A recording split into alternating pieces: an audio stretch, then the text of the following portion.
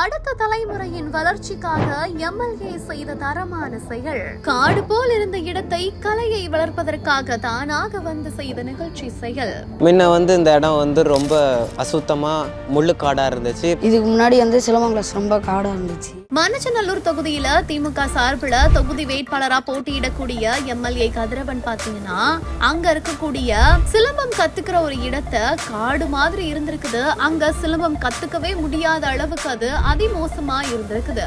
இந்த நிலையில தான் என்னோட அடுத்த தலைமுறை நல்லா இருக்கணும் அப்படின்னு சொல்லிட்டு அவங்களோட வளர்ச்சிக்காக அந்த காடு மாதிரி இருந்த இடத்தை அப்படியே ரொம்ப தூய்மையாக மாத்தி இப்ப அது ஒரு கிரவுண்ட் மாதிரி அழகா இருக்குது.